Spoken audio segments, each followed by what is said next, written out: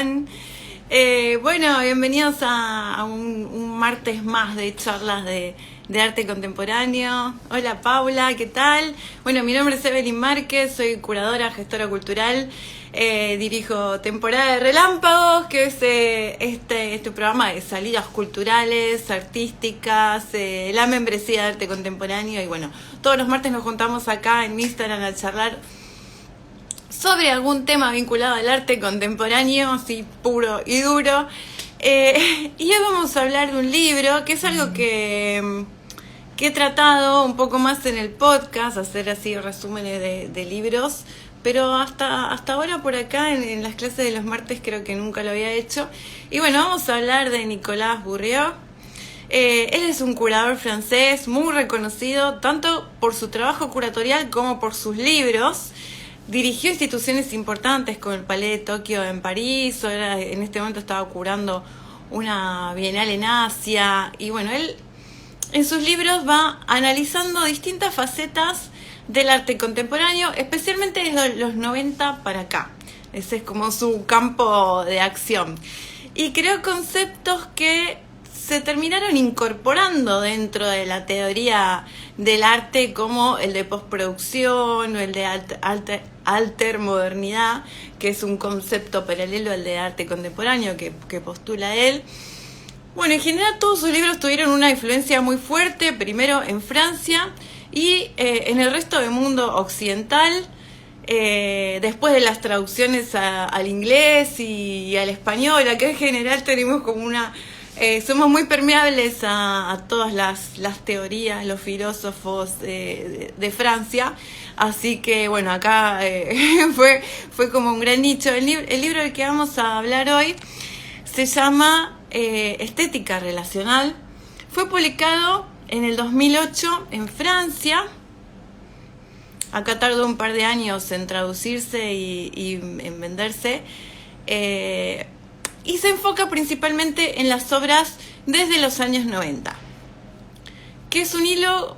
Él va encontrando una especie de hilo conductor que se repite en un porcentaje importante de obras de estos últimos años y que él va a denominar arte relacional. Este libro fue un bestseller. Bueno, justo esta imagen que encontré, la 4ª edición, acá fue editado por Adriana Hidalgo, por esta colección tan importante de traducciones de escritores extranjeros.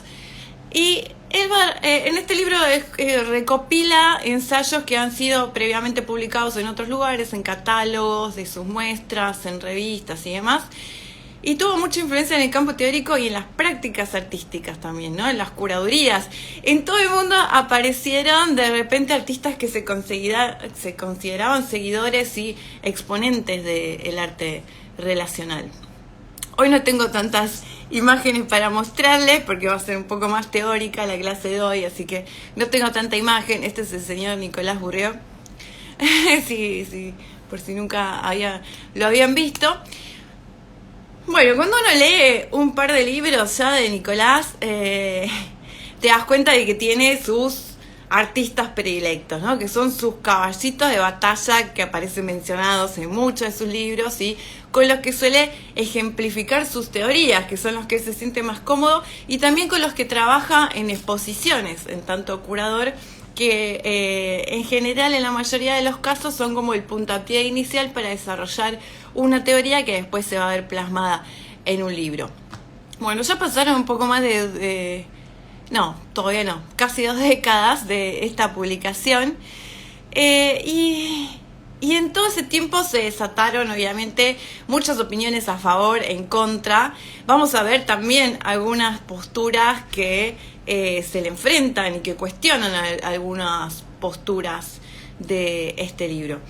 Bueno, Estética Relacional empieza preguntándose, casi todos los capítulos inician con una pregunta, ¿no? Y él comienza preguntándose por qué hay tantos malentendidos sobre el arte de los años 90. Y dice que lo que pasa es que hay una ausencia de discurso teórico sobre esos años, ¿no? Que fue una década muy poco analizada, o que se intentaba analizar las prácticas contemporáneas a partir de conceptos o de problemas que ya se habían planteado previamente y que de alguna forma ya habían sido resueltos.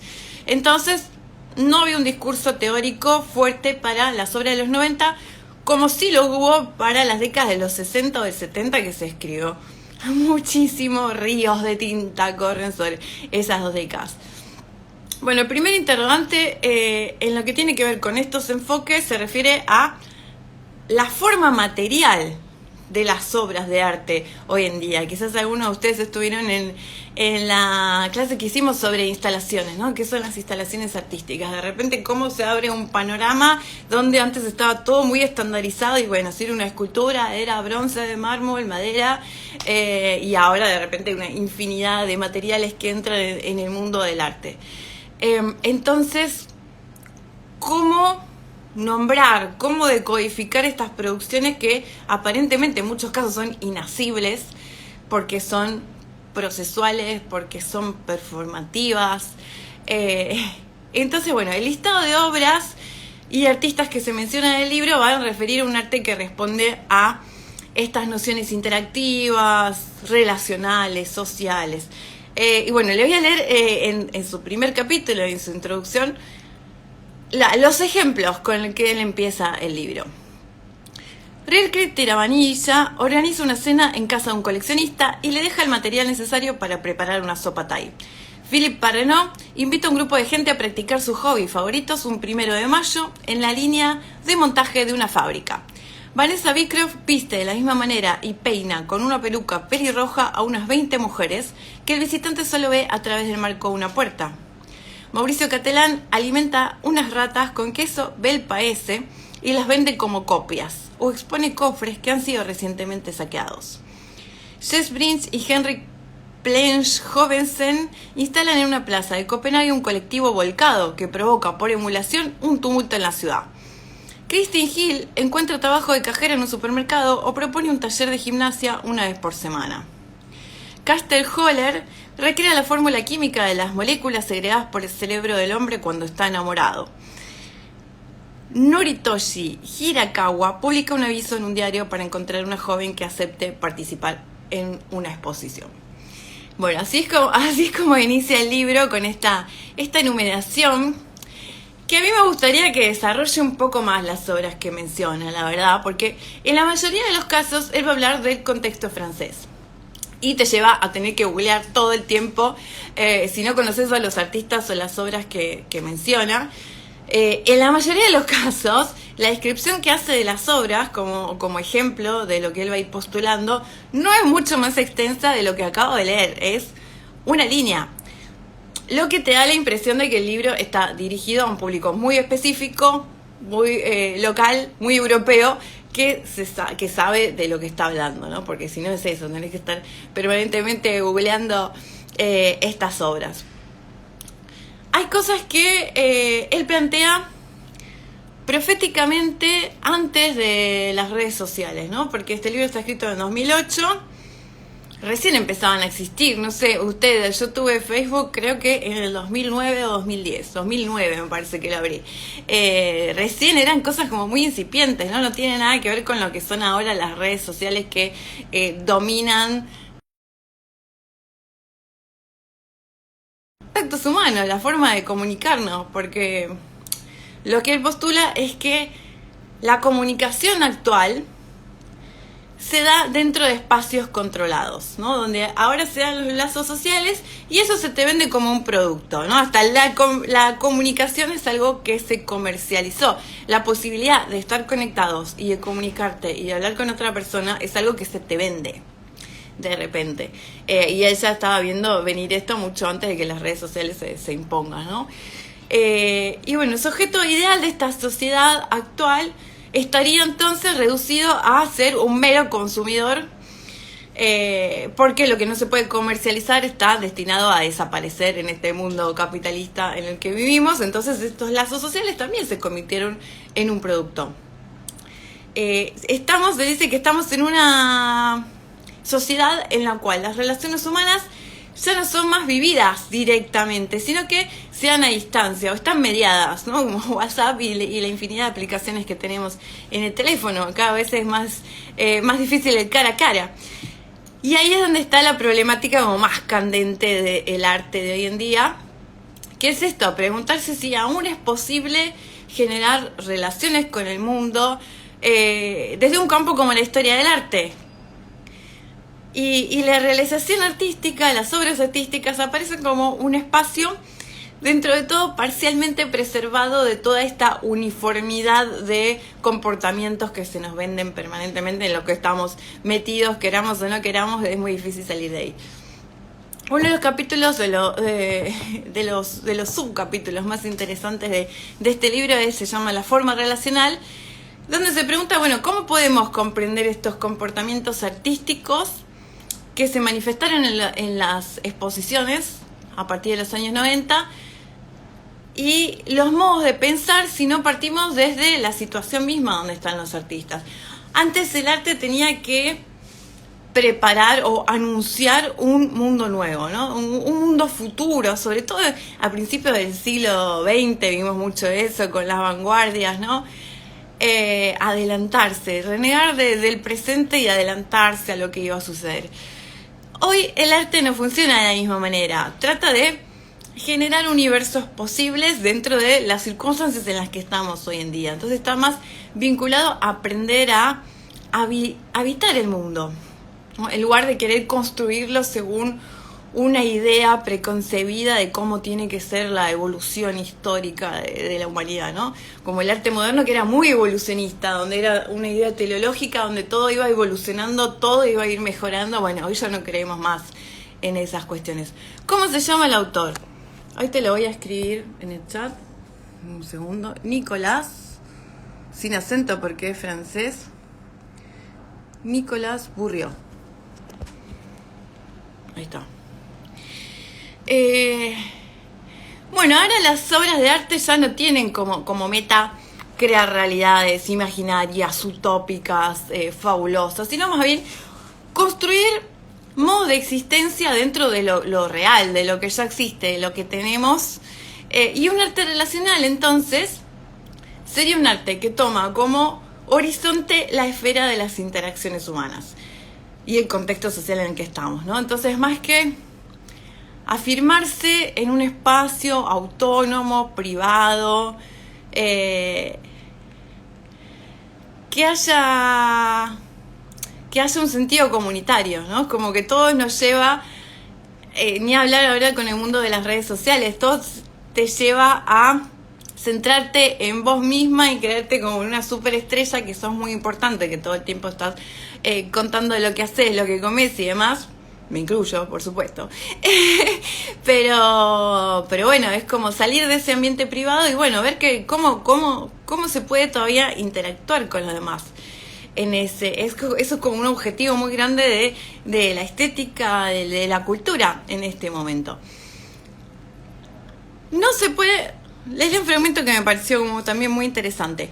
No se puede considerar a la obra contemporánea como un espacio por recorrer. En estas cuestiones de cómo definir, ¿no? Cómo definir, cómo teorizar acerca de la obra desde la década de los 90, que se diferencia tanto a todo lo que venía sucediendo. Y bueno, ahí se Bourriaud. No se puede considerar a la obra contemporánea como un espacio por recorrer. La obra se presenta ahora como una adoración por experimentar, como una apertura posible hacia el intercambio ilimitado. La urbanización que crece a partir del final de la Segunda Guerra Mundial permitió y generalizó la experiencia de la proximidad.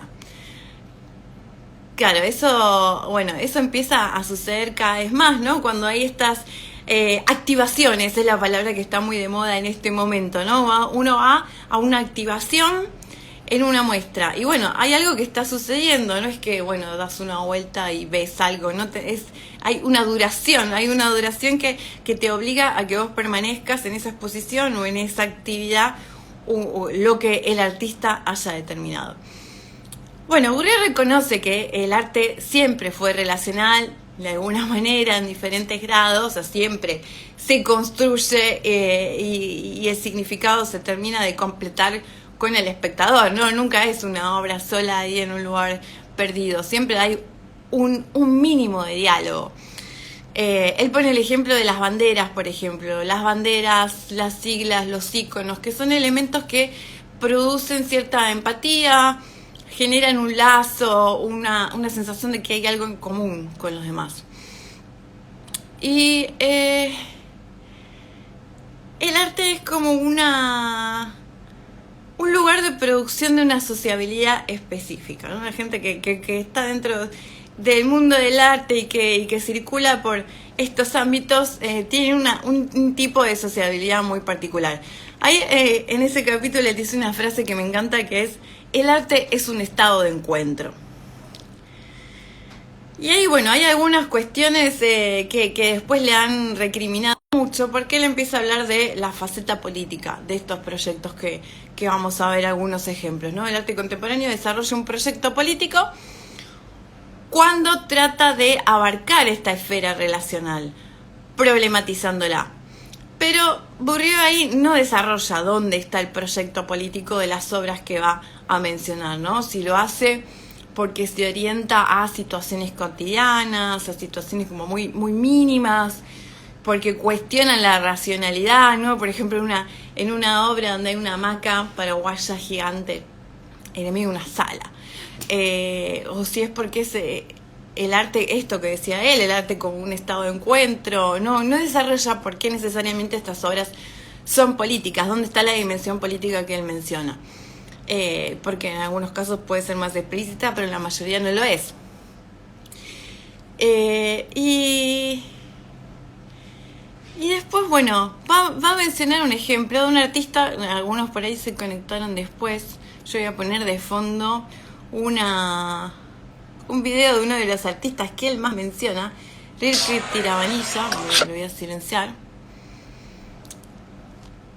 Y él, bueno, para iniciar como otro capítulo, ejemplificando, contando cómo fue una obra de este artista, donde dice que, bueno, entrabas, había una estantería metálica con un calentador a gas, había una gran fuente de agua hirviendo, y en la sala había elementos como de campamento, tenía sopas instantáneas, tenía estos fideos típicos chinos que vos podías agarrar lo que quisieras, te lo preparabas con el agua que estaba ahí hirviendo a disposición del público. Todo esto se generó en una apertura de una Bienal de Venecia. Rilke Tiravanija trabaja mucho con comida, con el video que puse acá de fondo, preparando comida. Y bueno, ¿cómo se define esta acción, ¿no? De llegar a un lugar y llegar a una muestra y ver que tenés elementos para cocinar, puedes prepararte tus cosas, sentarte, comer, charlar con los que están. ¿Qué nombre se le pone a eso? ¿Qué es una performance? ¿Es activismo social? ¿Es una instalación? ¿Qué es esto?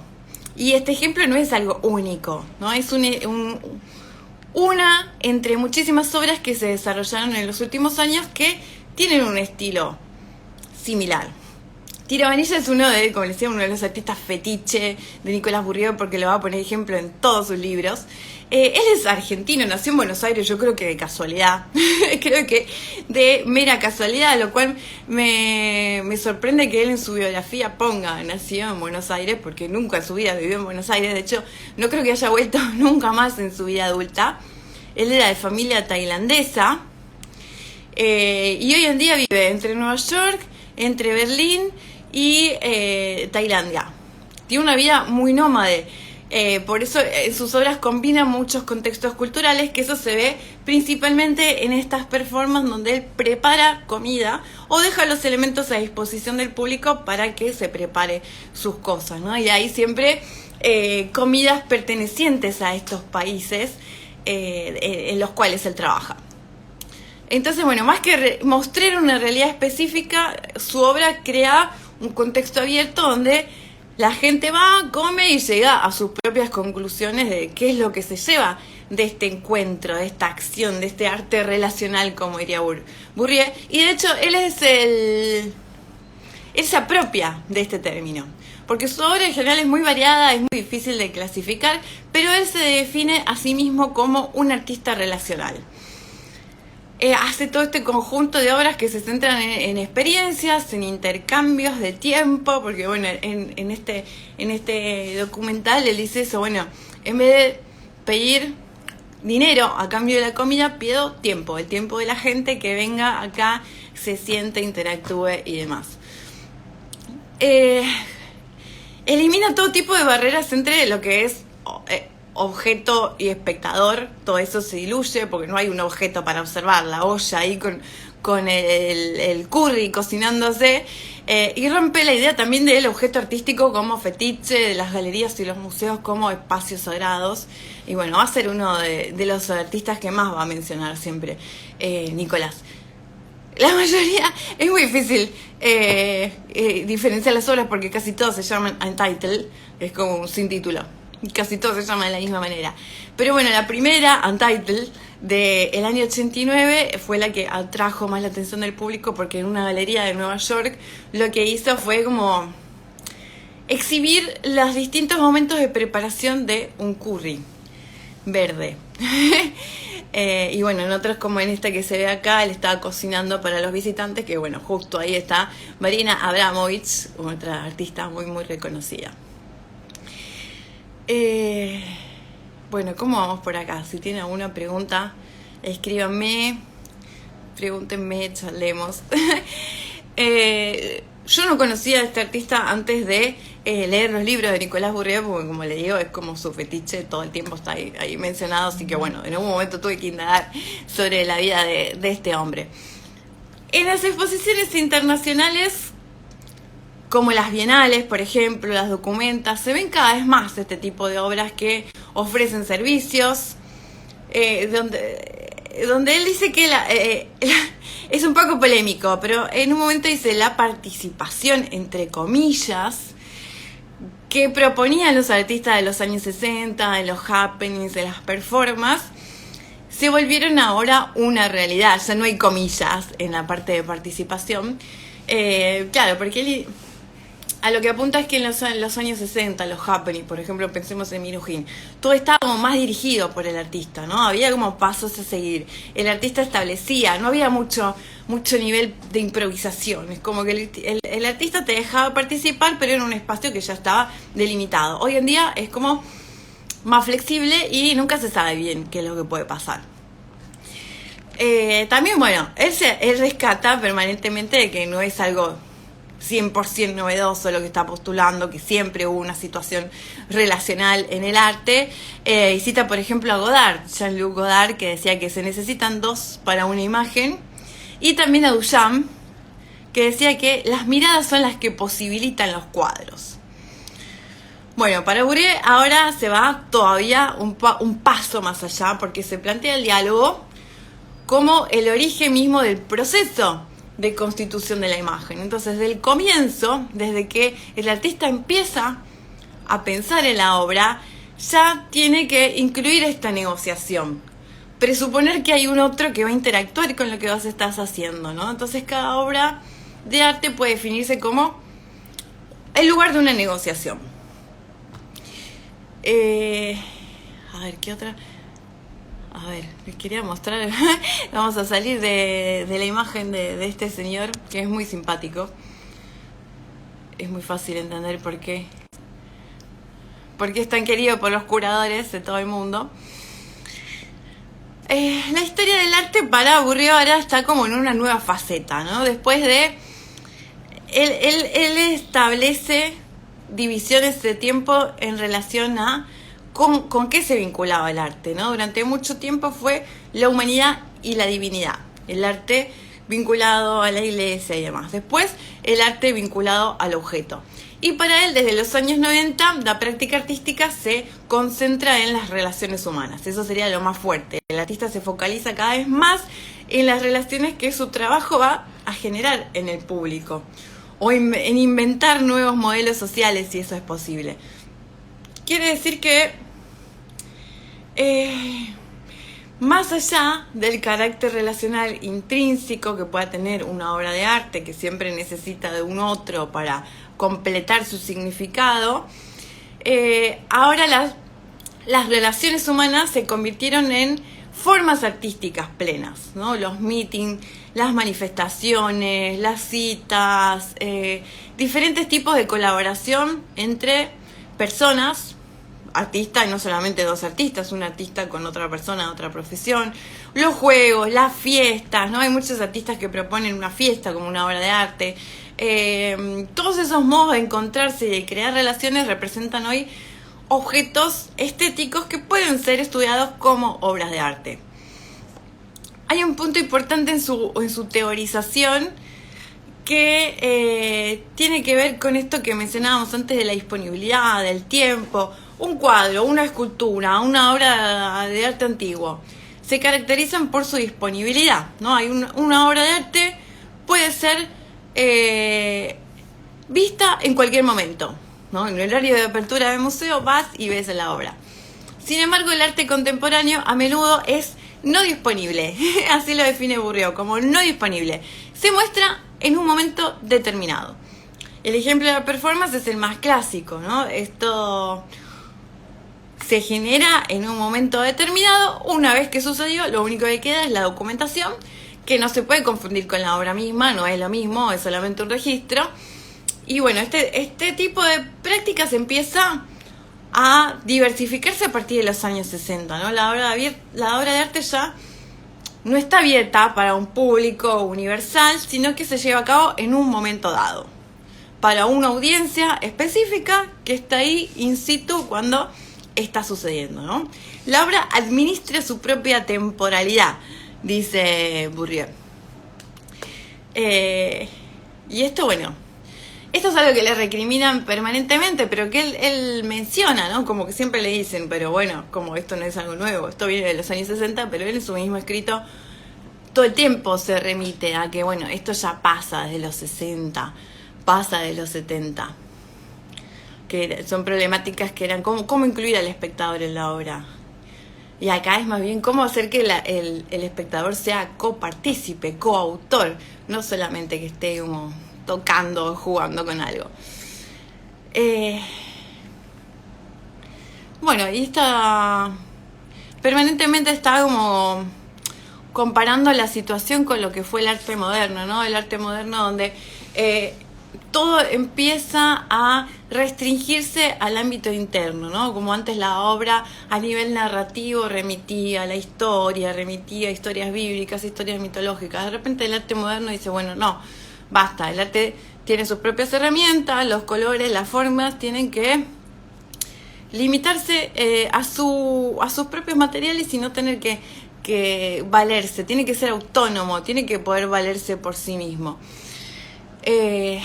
Y todo el tiempo era el privilegio de lo nuevo, ¿no? Lo que pasa con las vanguardias, que de repente cada 5 años, 3 años, 2 años tenés una vanguardia nueva, porque todo el tiempo estaba puesto el acento en lo nuevo, en la subversión y demás. Hoy el acento no está tanto puesto en los elementos internos del arte, sino más bien extenderse hacia el campo social, hacia una cultura donde la obra de arte está ahí tratando de resistir lo que es la planadora de la sociedad del espectáculo, donde cada vez más lo vemos, las exposiciones que se venden como si fueran shows, como si fueran espectáculos masivos. Y un punto interesante que a mí me interesa mucho el trabajo colectivo, me resonó, es que Bourdieu dice que la ideología predominante, que bueno, es consumista, es la más institucional, glorifica la soledad del creador, ¿no? Desprecia todo tipo de comunidades y promueve el aislamiento de los autores, poniéndoles un microchip en la cabeza que alaba su originalidad. Todo el tiempo, bueno, qué original que sos, qué genio, qué maravilloso. Y todo lo que tiene que ver con lo colectivo o el trabajo grupal o todo lo que tiene que ver con las inspiraciones, ¿no? Hoy en día sabemos que es muy difícil hablar de originalidad. O sea, ¿quién es original? ¿Quién crea algo de cero? Si nos llega información todo el tiempo de todos lados y nos nutrimos de todo eso. Pero bueno, dice que la ideología dominante sería que el artista estuviera solo y lo idealiza como solitario, y hay siempre frases que dice, bueno, uno siempre escribe solo, hay que alejarse del mundo, que él dice, bueno, estos son estupideces, esta imagen estereotipada confunde como el rechazo por parte del artista de las reglas vigentes en la comunidad y el rechazo de lo colectivo. Es mentira, nadie trabaja solo. Entonces, bueno, estaba como ahí tratando de escaparse de esta situación. Otros ejemplos que él pone, Philippe Parrenot es otro artista que menciona muy a menudo. Porque, bueno, él menciona cómo volverse hacia situaciones muy íntimas, ¿no? Artistas que trabajan con sus vecinos, artistas que trabajan con sus galeristas, que de repente los exponen, cuentan la historia de su galerista, o Catelán le hace un disfraz de conejo a su galerista, que es Perrotin. Cómo de repente empiezan a centrarse en cosas como muy próximas, muy de la vida cotidiana del mundo del arte. Y bueno, él pone el ejemplo de cómo en el 90 Philippe Parrenot con 2 artistas más habitaron una galería de arte en París, donde armaron ahí su taller, armaron como juegos de roles. Cada uno tenía una remera con distintos sentimientos, distintas situaciones, que sean, por ejemplo, el miedo, lo gótico. Mientras la gente entraba y ellos estaban ahí en su taller trabajando, interactuando con la gente, había una guionista de cine que iba tomando nota de todo lo que iba pasando y escribía como un guión en vivo de lo que iba sucediendo, y cualquier persona que entraba de repente era parte del guión. Y otro ejemplo bastante recurrente es un artista, uno de mis predilectos, que todavía nos debemos un encuentro sobre él, que es Félix González Torres. Félix González Torres es un artista cubano que vivió casi toda su vida en Estados Unidos, vivió también en Canadá, en España, tuvo una vida un poco nómade. Pero bueno, tiene obras conocidas por el hecho de que el público puede llevarse una parte. En algún momento, están tirando corazoncitos. ¿Quién está tirando corazoncitos? Yo amo a Félix. Hay distintos elementos que el público puede llevarse de la muestra. Tenemos los caramelos, ¿no? Los caramelos, obviamente todo esto tiene una parte conceptual muy profunda que, bueno, en otro momento charlaremos con más detalle. Pero bueno, una de las características así superficialmente de ver la obra es que es una obra que se va desmantelando a lo largo del día, porque los visitantes se encuentran con dispositivos donde tenés la posibilidad de llevarte algo, ¿no? Esto es muy típico de él. Son pilas grandes de hojas. Las hojas pueden tener distintas cosas. Pueden tener un paisaje, pueden tener un pájaro, una figura geométrica, un texto. Cuestiones muy diversas que tienen que ver con distintas series producidas a lo largo de su vida. Pero bueno, están ahí a disposición. Vos, si querés, agarrás y te las llevás. El hecho es que si vos sabés que vas y te las llevás, y que todos los que van ese día a ver la muestra se llevan los caramelos, se llevan los chupetines, se llevan las hojas, en un momento la pieza desaparece, ¿no? Si todo el mundo va y ejerce su derecho de llevarse la pieza, se desmantela, desaparece. Entonces, bueno, el visitante tiene que comprender que su gesto de llevarse una parte de esta obra también contribuye a la desilusión, a la disolución de esta obra. Entonces, bueno, lo que a diferencia de lo que pasaba con los happenings en los 60, en la mayoría de estas piezas el autor no tiene una idea muy preestablecida de lo que va a pasar. El arte se hace ahí, in situ, en la galería. Alguien mencionaba los banquetes de comida, sí. Bueno, eso es una cuestión recurrente en el arte contemporáneo. Acá en Argentina tenemos a Gabriel Baggio, que hace algo muy vinculado a las tradiciones familiares. Sus parientes vienen de procedencias diferentes, de culturas diferentes. Él fue como aprendiendo muchas cosas vinculadas a estas tradiciones, ya sea comida, ya sea tejido, y hace como banquetes donde él cocina en sus acciones y bueno, vos sos parte.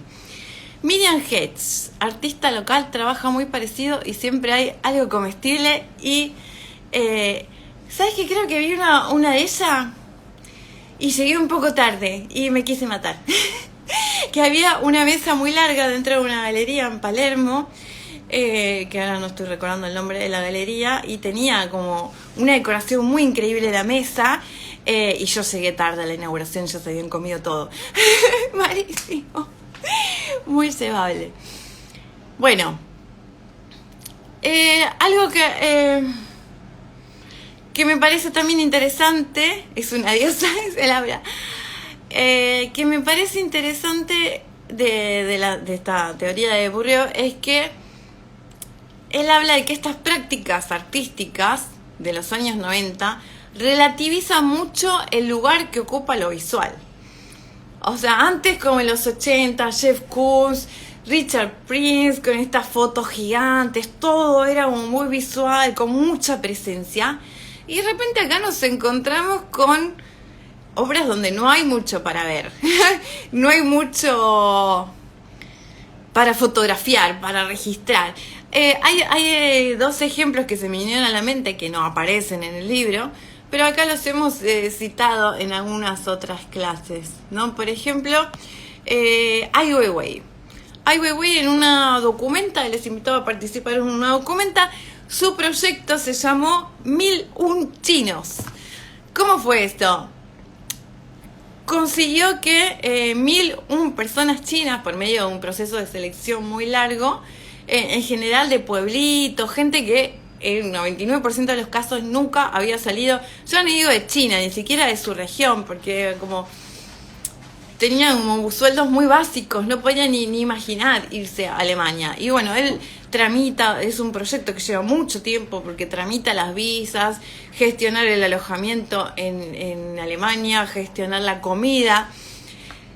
Y bueno, realmente no había mucho para ver. Él logra, la documenta dura siempre 100 días, entonces divide en distintos grupos, creo que eran de 200 personas, a estos chinos para que puedan viajar, conocer otra cultura, porque dice que es una cultura muy cerrada, donde no entra mucha información de lo que sucede en otros países. Entonces, bueno, generar un cambio en estas personas que de repente se encontraban con otro idioma, con otro contexto, con otra cultura, todo eso después se lo iban a llevar a sus pueblos.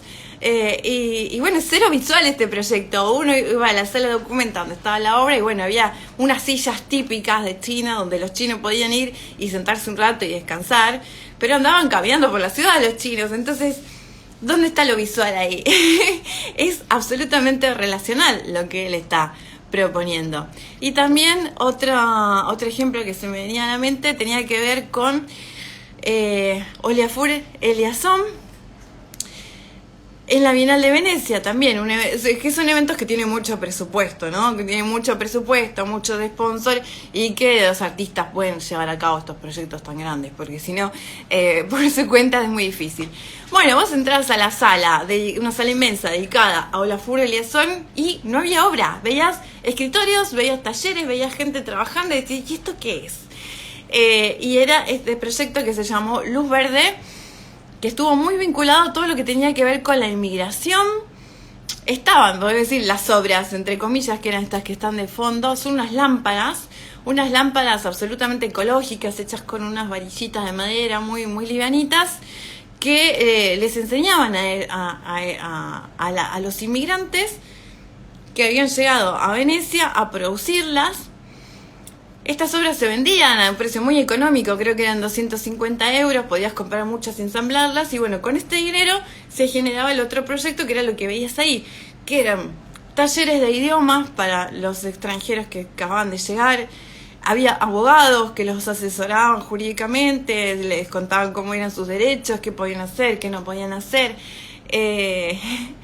Y bueno, era esto. Entonces uno veía y decía, bueno, ¿y la obra qué es? O sea, ¿a qué le saco fotos a esto? ¿Dónde está lo visual? Y no, era gente trabajando y aprendiendo cosas. Estos dos no son mencionados nunca por Nicolás Bourdieu, pero me parecen ejemplos excelentes de lo que está mencionando, ¿no? Y bueno, Bourdieu menciona como en los 90 aparece el surgimiento fuerte de Internet, toda la industrialización, ¿no? Tan fuerte del mundo de la cultura, y los artistas de repente empiezan a buscar interlocutores, ¿no? O sea que el público de repente permanecía como un ente irreal ahí en la web. Los artistas empezaron a incluir a ese interlocutor en el mismo proceso de la producción de la obra, ¿no? El sentido de la obra nació del movimiento que unía estos signos generados por el artista y por la colaboración de los individuos que van al espacio de exposición y que interactúan con ellos. Bueno, yo les dije que les hacía críticas fuertes, que son muchísimas, acá con el paso del tiempo, probablemente cada vez más, que han surgido en relación a este libro con la distancia. Una de las más fuertes es Claire Bishop, que es un artista y que también generó textos súper interesantes a nivel teórico, ¿no? Y escribió un artículo muy fuerte que se llama Antagonismo y Estética Relacional, donde cuestiona varios puntos de esto. Y bueno, ella dice que no es fácil identificar la estructura de una obra relacional, porque justamente la obra pide que se la considere como abierta. Entonces, bueno, lo que hablamos con la instalación, ¿no? ¿Cómo llenamos una fichita, así una definición de diccionario de qué es esto? Y bueno, es complicado, porque se abre permanentemente, es como una ramificación del arte de la instalación, dice ella. Bourdieu, les leo un fragmento. Bourdieu sugiere que ante una obra de arte relacional nos hagamos las siguientes preguntas. ¿Me permite entrar en diálogo? ¿Puedo existir en el espacio que define? ¿De qué manera? En teoría, frente a cualquier obra de arte, podríamos preguntarnos qué clase de modelo social produce. El problema que surge con la noción de estructura de Bourdieu es que establece una relación confusa con el tema explícito de la obra o su contenido. Bueno, en relación a lo que es el tema, Bourdieu dice que no hay un tema, que cada artista genera como su propia obra según sus propios intereses. No hay necesariamente temas que se repiten. Lo que se repite es esta forma de estructurar la obra que habilite la participación y la interacción del público de una manera como hasta ese momento no se había dado. Y bueno, sigue Bishop. Para Bourdieu es menos importante qué, cómo y para quién cocina Rirkrit Tiravanija en sus performances e instalaciones que el hecho de que distribuya gratuitamente lo que cocina. ¿Por qué dice esto? ¿Para quién cocina? Porque ella cuenta, no recuerdo si ella misma fue la que fue o tenía un amigo que había ido a una de estas performances en Nueva York de Tiravanija. ¿Y qué se encontró?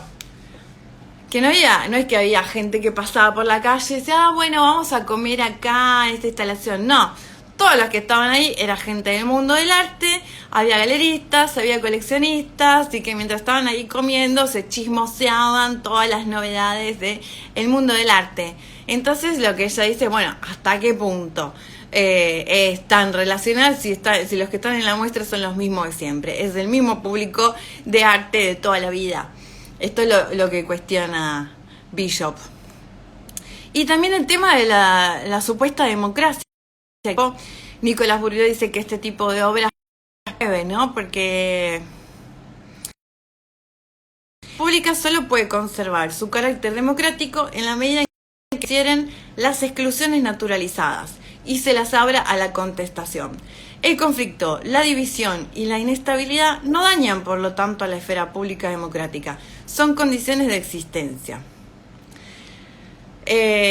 O sea, que una sociedad democrática es en la que se mantienen las relaciones de conflicto, ¿no? Sin antagonismo, solamente hay como un consenso un poco autoritario, no hay debate, no hay discusión, y eso no es bueno para la democracia.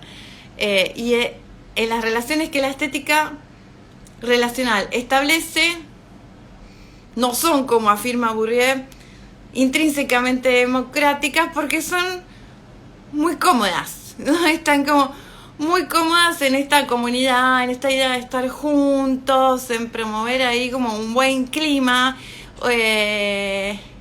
y no hay ningún tipo de fricción, ¿no? Están todos ahí disfrutando un momento y ya.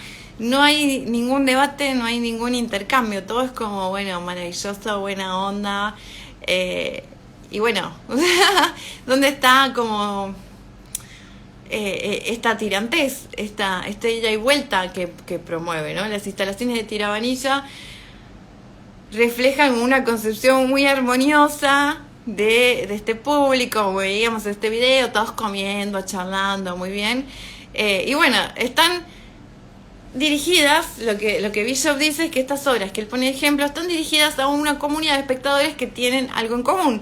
Son toda gente habitual del mundo del arte, ¿no? Por eso esas obras son políticas en un sentido muy vago de, bueno, promover el diálogo en vez de un monólogo. Hay un diálogo, pero no necesariamente ese diálogo es democrático, ¿no? Él como que no transforma la cultura pública tanto como postula Bourdieu, porque todos los que están ahí son asistentes comunes de las muestras del arte, tradicionalmente, del mundo del arte.